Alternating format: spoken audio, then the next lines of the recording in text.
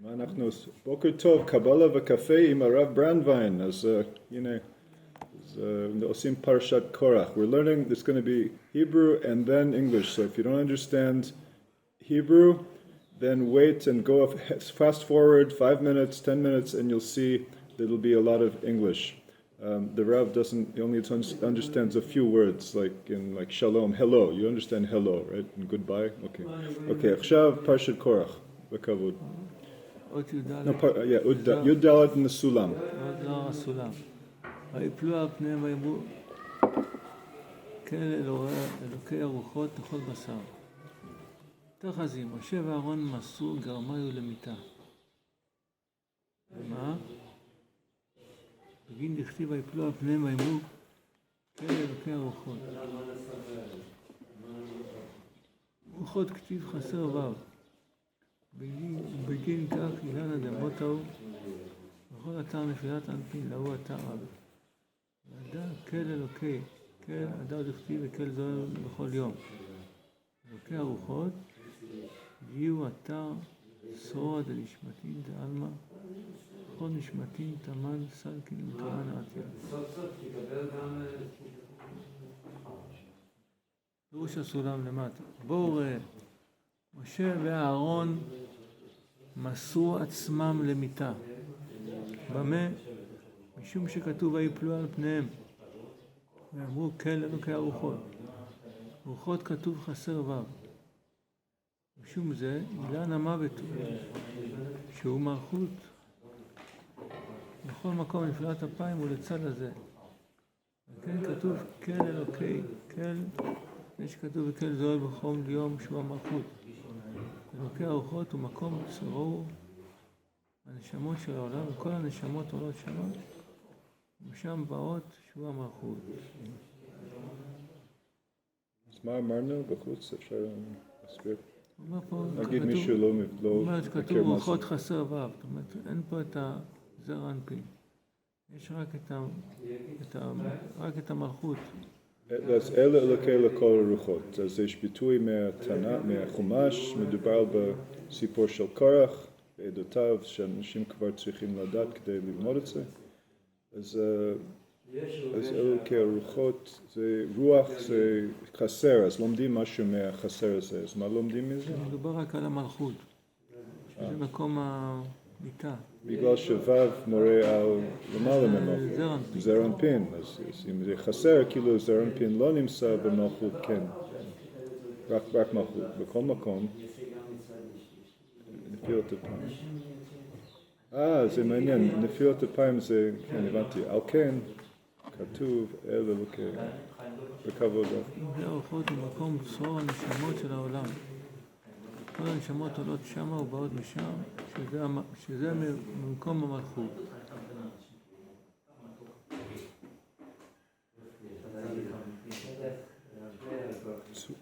תתוו. אז זה מקור של כל הנשמות, וואו. מי לא חורד לשמוע, מי לא יש לו קצת יראת השם ששומעים דבר כזה. רבי יהודה פתח. יהודה פתח, שימו חכמים מילי ויודעים האזינו לי. יקרא אליהו אמרו.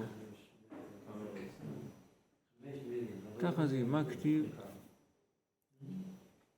כן, זה פסוק באיוב למד. ספר איוב. תחת זה, מה כתוב? בשלושת רעיו חרה פה, אשר לא מצאו מענה. כן, זה איוב. שאל את שלושת רעיו למה יש לו איסורים, ולא מצאו מענה. הוא גומר, דהיינו אב ואמרי מילי. הם אמרו לו כל מיני דברים, אבל איוב לא אהב להתנחם עליו. לא קיבל את זה. מה אחר לפנה? מה דעה לנחם לאבל? מי שבא לנחם את האבל, בא אליעזיס דם מילין בקדמיתה. זאת אומרת, קודם יכין לעצמו מילים, מה הוא הולך לדבר כדי לחזק אותו, לנחם אותו. חיים דוד. זה החברה ידי איוב, ואמרי מילי לקשות. החברים של איוב אמרו לו דברים נכונים, אבל לנחם עליו, זה לא ניחם אותו. מגיד לבאי מילי ליהודי עליי, וכדי לקבל עלי דינה. יהודי למלכה קדישה. אתם לא צריכים להגיד מילים שהוא יודע עליהם, ככה הוא יקבל את הדין באהבה. יהודי למלכה קדישה. מה כתיב? ואליהו חיכה את איוב בדברים, להודה לבטר על הקוד שברכו, וקבילה לידינה לשמוע. זה בפירוש הסולם. רבי יהודה פתח, שימור חכמים אליי ויודעים עזרו לי. מקרא זה אמר אליהו. בואו ראה, מה כתוב בשלושת רעיו חרה אפו על אשר לא מצאו מענה. הם היו אומרים דברים, אבל איוב לא היה מתנחם. מכאן למדנו, מי שבא לנחם את האבל,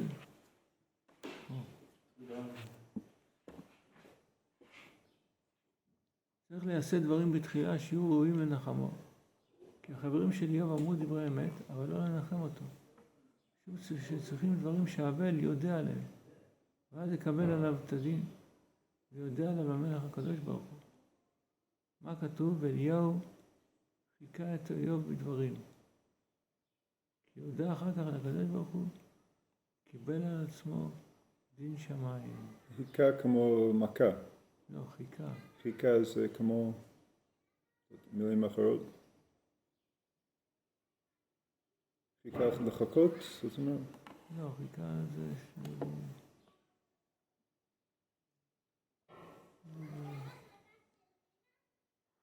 בפנים.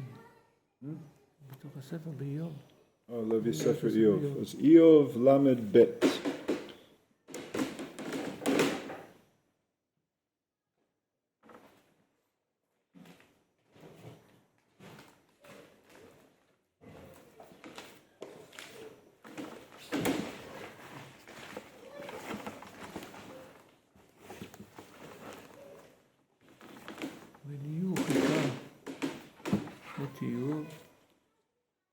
חיכה המתין.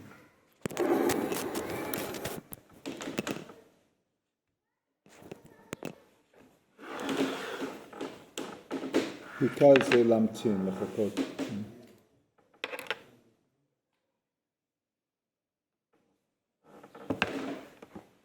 הוא חיכה אחרי ששלושת הרעים. רגע, אני צריך לתפוס את המקום. רבי יהודה, שימו חכמים מילי ויודעים האזינו לי. מקרא זה אמרו אליהו, אחד משלושת החברים של איוב, שבא לנחם אותו. אז בוא ראה מה כתוב בשלושת רעיו חרה אפו על אשר לא מצאו מענה. אז זה איוב, הוא שלא טוב מהחברים. כתוב אליהו חיכה, היו שלושת רעיו. לא מצאו מענה, אז אליהו חיכה עד שהם יגמרו לדבר, כי זקנים המה ממנו לימים. זה תמיד, אבל הפרש הנורמטיבי בוא נגיד, שזה על לא מצאו מענה, זאת אומרת שלא אמרו שום דבר כדי לנחם אותו, לא ידעו איך לנחם, זה נכון? נכון, לא מצאו, להפך, הם מאוד איסרו, וירשו את איוב.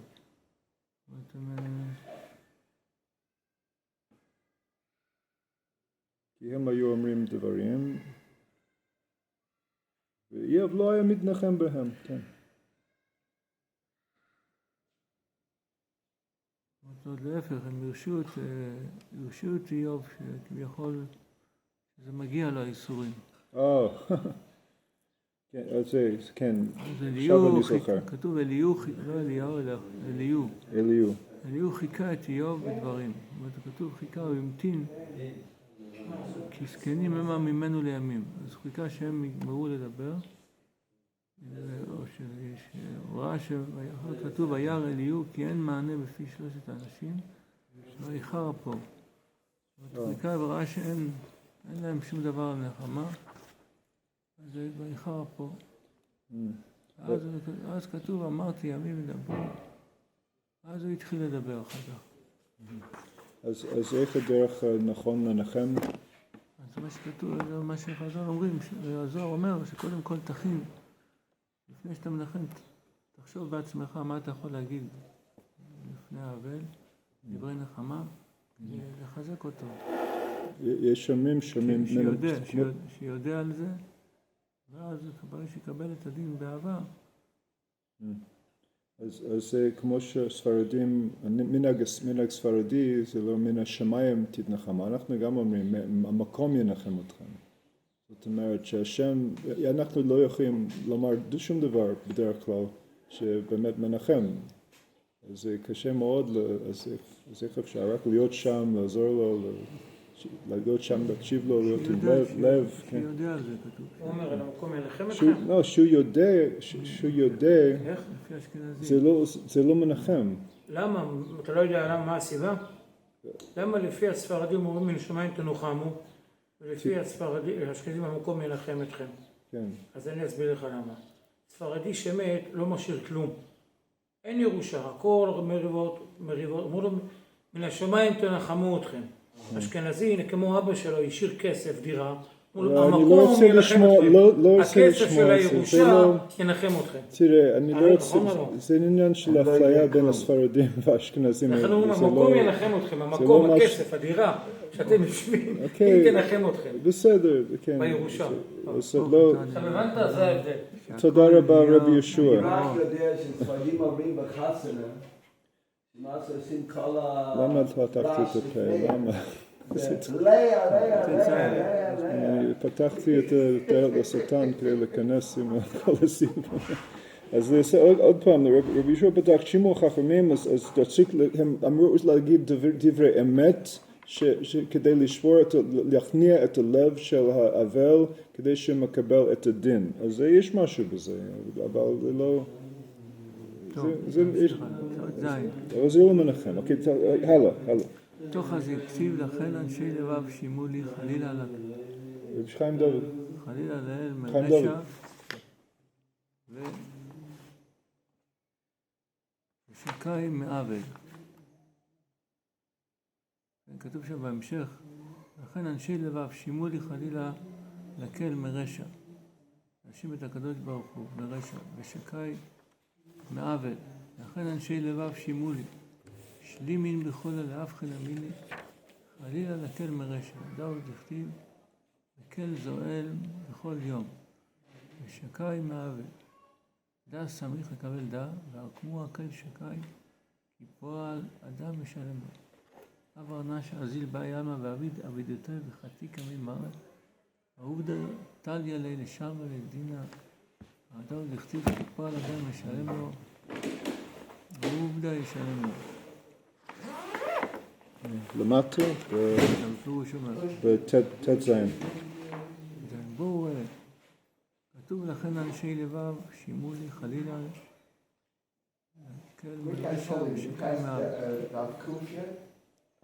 אומר לכן אנשי לבב שימו לי, היינו השלמים מכל ויכולים להבחין הדברים חלילה לקל מרשע. זה שכתוב וקל זועם בכל יום שהוא מלכות הנקרא קל. שקי מעוול, זה סמוך כנגד זה. כי שקי הוא יסוד שהוא סמוך לקל שהוא מלכות. כבר הם ידעו קל שקי, שקל הוא מלכות ושקי הוא יסוד. כי פועל אדם ישלם לו. אם אדם חותר לו, הולך בעולם הזה ועושה מעשים וחותר לפני אדונו, מעשה הוא תלוי עליו לשלם לו דין. כתוב כי פועל אדם ישלם לו, המעשה הוא שעשה ישלם לו. אוקיי, אפשר לחזור קצת על זה? לא תפסתי. חלילה להגיד שיש הקדוש ברוך הוא, צור תמים פעלו. צור, כמו שכתוב בתורה, צור תמים פעלו, כן אמוניו אין עוול. כן, צור תמים פעלו זה אבן ישראל, הוא שלם, הוא עושה מה שצריך. אין לנו, זה לא ראוי לנו לערער עליו. זאת אומרת, אם האדם יש לו, אם יש רע, כי פועל אדם ישלם לו. שאומר שהאדם עושה מעשים וחוטא לפני אדונו, אז הוא משלם על זה. יש דיין. אוקיי, י' זין. ואם כל דיים ישים אליו ליבו, כיוון דברנש שבי לבעיר ועתה וקמי מראה, כדן כל אלוקי הרוחות, רוחו ונשמתו אליו יוסוף, יצרה בצור הדחי, ולא שביק לנפשי לבר, וידנה בדין האב. ואם כל זה אם ישים אל ליבו, כיוון שאדם ישים ליבו ברצונו לשוב לפני אדונו, אז כל אלוקי הרוחות, רוחו ונשמתו אליו יוסף, רצו בצור החיים ואינו עוזב נפשו בחוץ, היותו נידון בדין אחר. אז רק דקה, עם כל זה, אם ישים אליו ליבו, כיוון שאדם ישים ליבו רצונו לשוב לפני אדונו, אז כל אלוקי הרוחות, רוחו ונשמתו אליו יאסוף. זה פסוק מאיוב עוד פעם? לצור בצור החיים. אז מדובר עוד פעם לחזור למעלה למקום צורת... אז זה לעלות לאבא ואמא. איפה זה מקום צור החיים? בשמיים, עולמות. אז הוא אמר לפני, לא? אז... לא, אתמול, נדמה לי, שהוא... לא משנה, אז אפשר לשאול את זה בתור שאלה, אז י"ח. רבי יוסי אמר, אי מילה רזו, בדינין תמיר נקוד שברור, כי פה האדם משלם לו. דנה בדינין עובדה דמה ברנה שביל באי אלמה, וסליק לידנה בקרובדה ותביד מעלה. מה כתיב בתרי, מי פקד עליו ארצה, מי שם תבל כולה. מי פקד עליו ארצה, דאו אחוה דפריקלה. ומי שם תבל כולה, דבנה ביתה או בנה בניין אלמה. ותיקונה ואישורה. מה כתיב בתרי, נשים אליו ליבו. אי ברנה לפקיד עליהם. ימים לבניינה, מה ילחם לליבה רותה לגבי ראו מיתה. כאן ברנש, דעתי על איתתה בגין שפירו וטיופתה לילה, הבניין אלמה לא יתבנה. דערותה וליבה לא יתכוון לגבי מיתה. י"ח למטה, פרש הסולם. רבי יוסי אמר, הדבר הזה הוא סוד בדינים הנסתרים שהקדוש ברוך הוא, כי פה על אדם ישלם לו. היינו להיות נידון בדינו, באילו המעשים שאדם עשה בעולם הזה. ומעלהו להיות נידון כמעשיו, ונאבד מן העולם. מה כתיב אחריו? מי פקד עליו ארצה, מי שם תבל כולה? מי כתב פקד עליו ארצה? הזו שפקד עליו את אחיו וגואל אותו. כן, הקדוש ברוך הוא שם את האח שלו שהוא יגאל אותו. מי שם תבל כולה? שאחיו בונה בית. בונה בית, שהאח שלו בונה בית חדש. על ידי שמייבם את אשתו, הוא בונה בניין עולם, בתיקון ויישוב העולם. הכתיב אחריו, אם ישים אליו. אם ישים עליו ליבו, כי אדם הזה...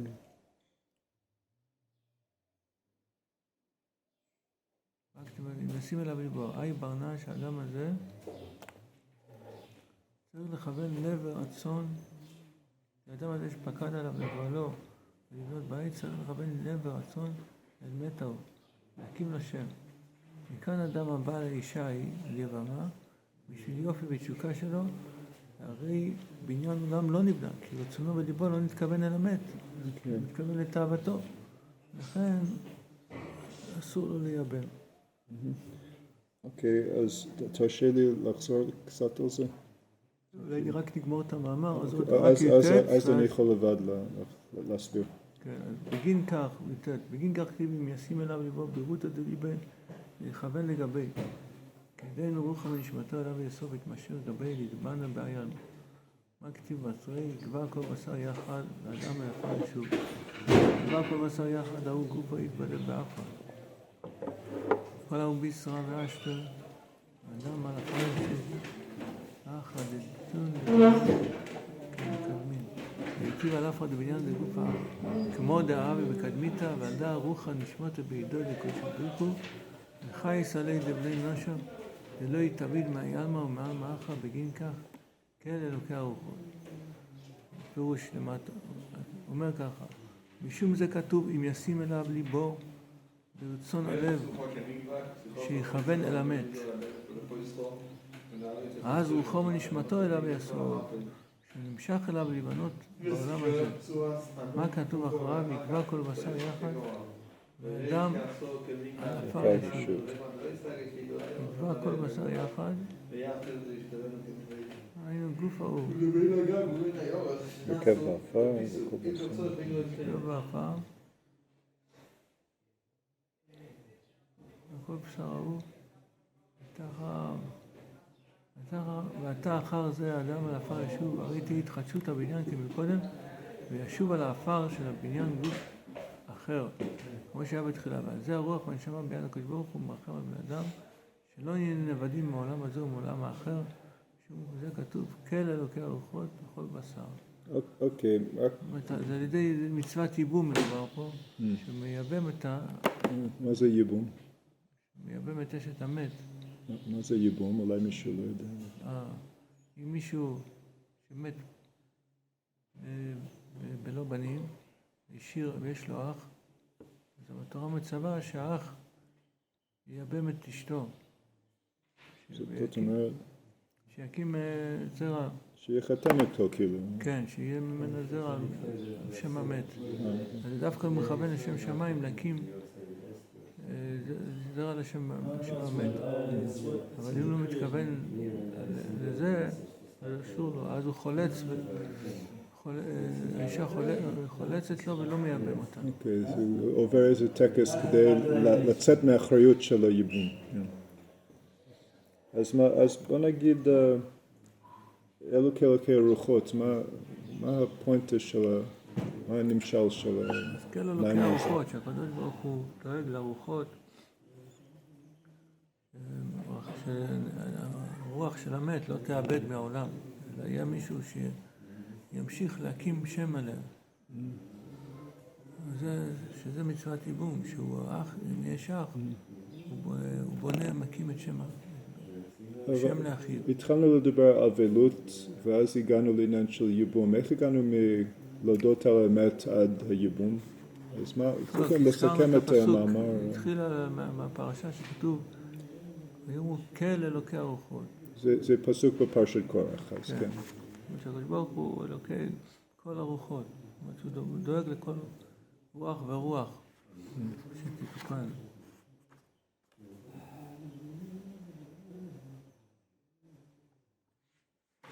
עכשיו יש מאמר חדש, אז אולי... אוקיי, אז עכשיו אני מסביר את זה באנגלית. תודה רבה, כל הכבוד.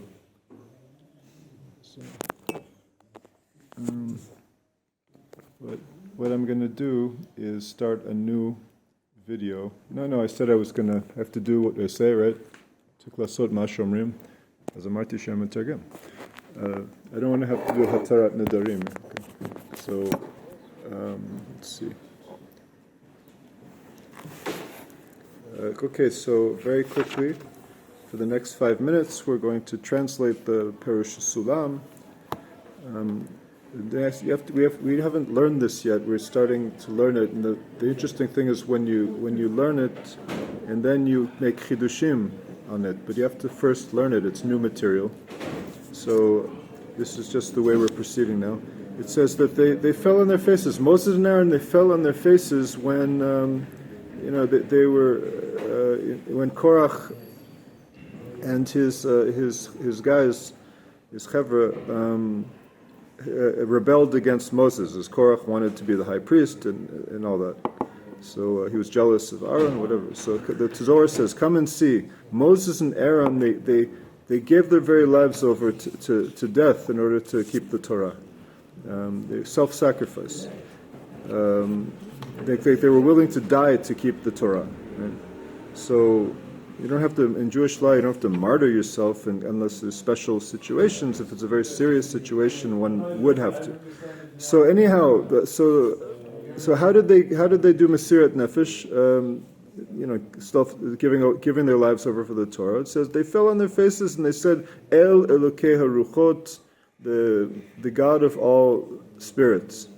The God of, like, Ruchot could be winds, but it's usually in modern Hebrew it's translated like what the hell, and it took, often modern Hebrew takes holy psukim from the tradition and uses it in a crude way, so you have to be very careful of the language.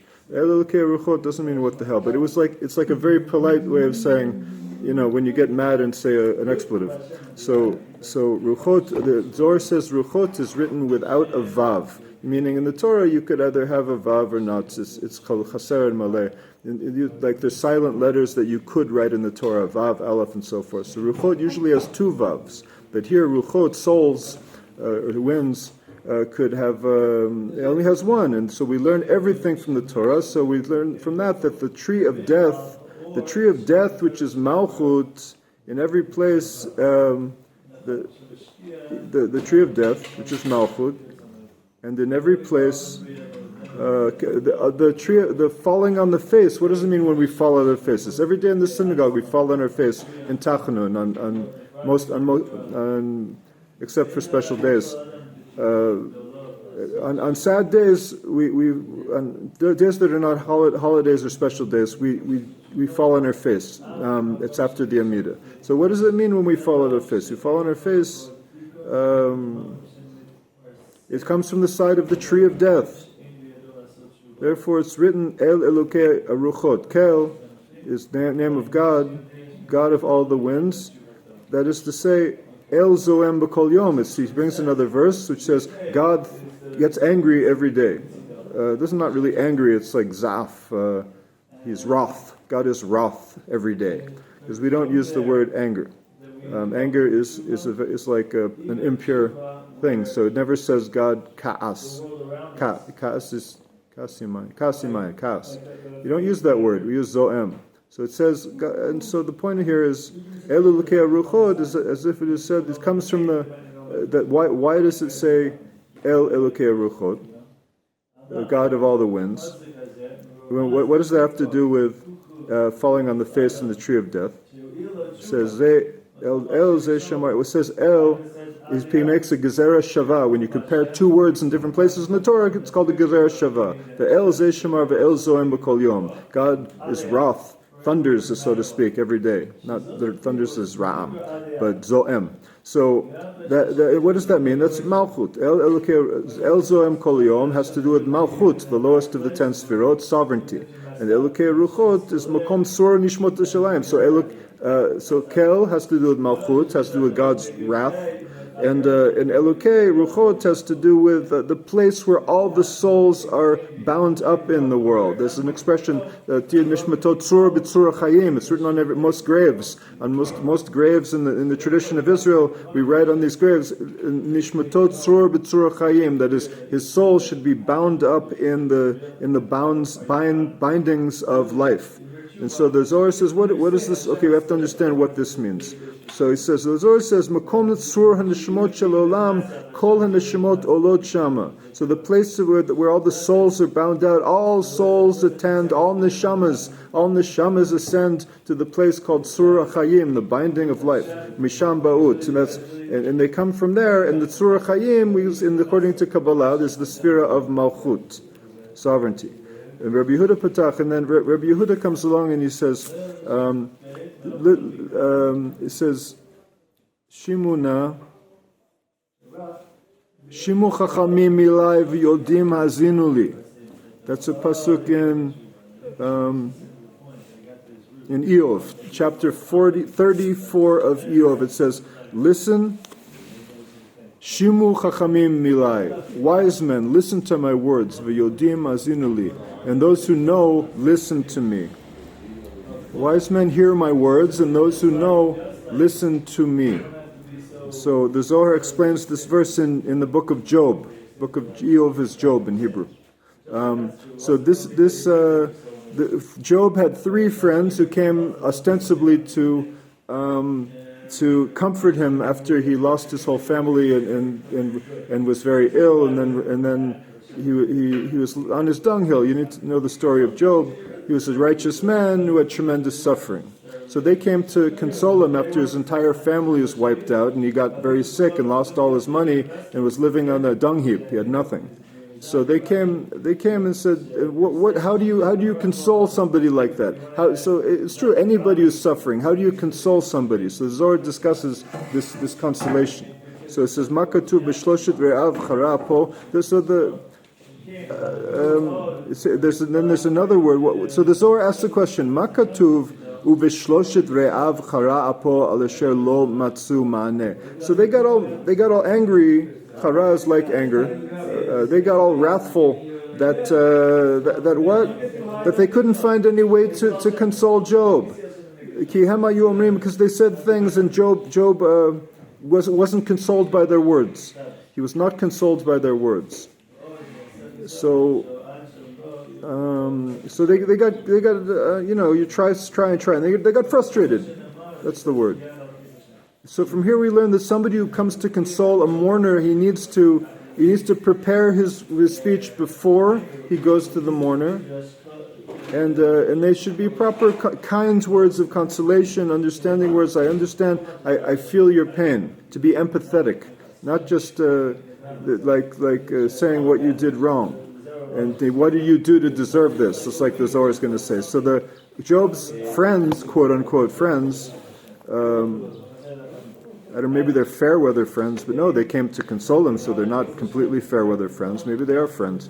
So you have to say things that the mourner will admit to. Yes, as you know that suffering and death comes from sin, and God punishes, and He's fair, and it's there's going to be a Gilgul, and so it's wonderful that they're it's like putting your foot in your mouth, saying, I'm going to, you're so lucky that your mother died, because now she's making tshuva.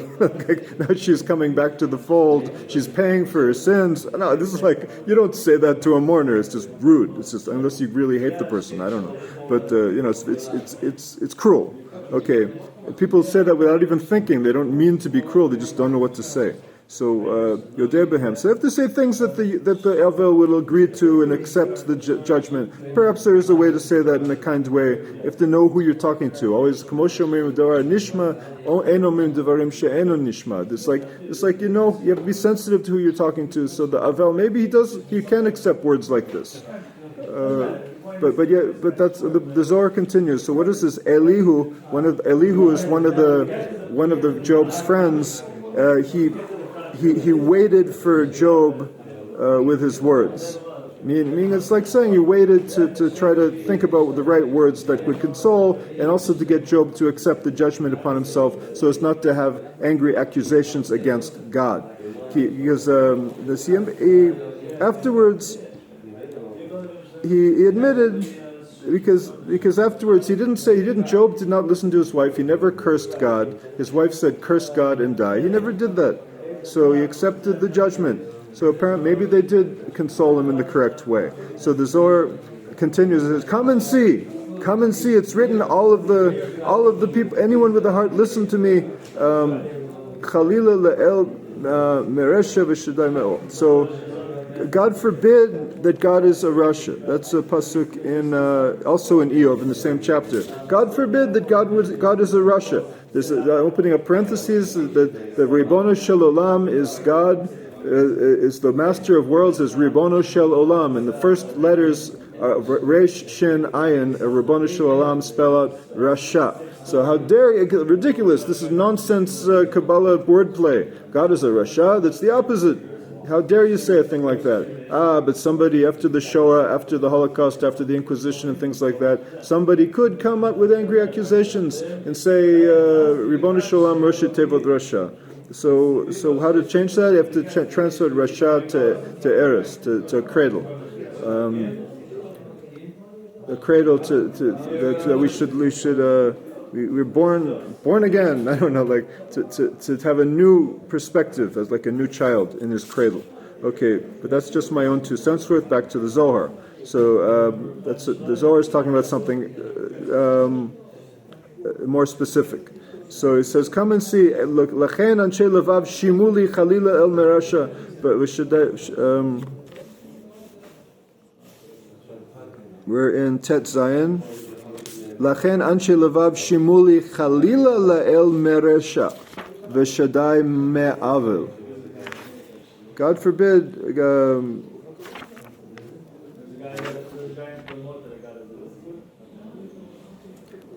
He says, anybody with a heart, listen to me. God forbid God would be a Rasha, a wicked person, and Shaddai, the Almighty, would do iniquity. So the Zohar continues, says, Malchut is called El also. We use the word El. Chalila La'el. So why do we use the specific name of God El, as opposed to any of the other names of God? El has to do with Malchus. Aleph Lamed. The name of God El has to do with the sphere of Malchut sovereignty. V'Shaddai Me'avel, and the Almighty from iniquity. This is we use as a different name of God. So always in the Torah, in the revealed Torah and in the hidden Torah, we ask why different words are used. So that could be for the same thing. So here in spirituality, I always say, why do we use this name? This is something. It's not Kabbalah. It's also in the normative commentaries on the Chumash. Why do we use this name and not that name? So Ki Shaddai Hu Yesod, because El is Malchut and Shaddai has to do with Yesod, foundation.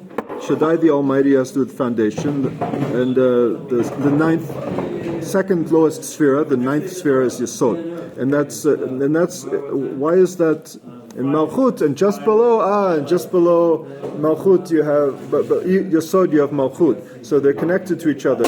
El it says Zeshmar ve'el zoem kol yom, and God is wrathful all day, using the word El, and then Malchut El is, and then v'Shaddai me'avil, and the Almighty from iniquity uses the word Shaddai. So when their name for El is Malchut and Shaddai is Yesod. So we have the 10th lowest sphere and then the 9th sphere, and they're connected. That's what the Zohar is saying. So Kavar He'amidu, we already explained in the Zohar that El Shaddai, when you have this name, often they come together. El Shaddai, God the Almighty. El Shaddai. So what does that have to do? That is Malchut and Yesod connected. So Ki poel Adam Yishalem Lo. Ki poel Adam Yishalem Lo. God is fair. God pays you back according to what you did. I have to accept that whatever I do is God. It's the whole question of faith. God is fair, and there's karma. Lahavdil. It's karma. What goes around comes around. When we do good, we get good. When you do bad, we get bad. It's actually that simple. People say, no, I see children suffering and children being tortured. What is that? I don't know. I have no idea. But a man of faith, I say that God is fair, and the sins of the fathers are visited on the sons, perhaps. It's just that's Jewish faith. And so ki poel adam l'shalem lo. If a person goes in this world and does things and sins against God, then he depends on this action, and then God is for it. God is dependent on him. He made a deal. We made a deal with God, and God said certain things, so we accepted Har Sinai. So God keeps his part of the deal. We knew what we were getting into, and it was passed on. This deal was passed on through the generations. That says, "Ki poel adam yishalem lo." The action that a person did. It's not that God is unfair. That not as God is real, but when we do something, the action pays us back. The acts we do pays us back. It's our own darn fault. Okay, so that's in one more part in the Zohar, and then we'll stop. So nonetheless, and the Zohar continues. Nevertheless, if a person places his heart to this situation, if he thinks deeply about this situation, remember the heart in Judaism has to do with the mind, actually.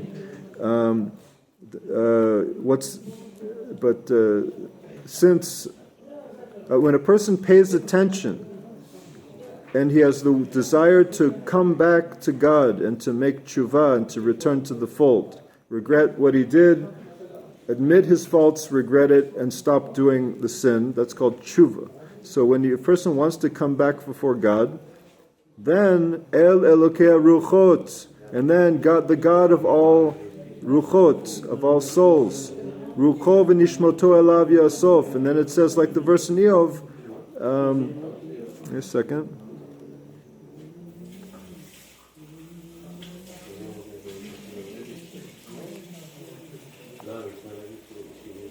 So the verse says, then his ruach and his neshama, his two levels of his soul, his spirit and his soul, will be gathered unto him. Meaning that he'll pass away, but he will be his neshama and his ruach, his soul and his spirit will be bound up in the bindings of life, and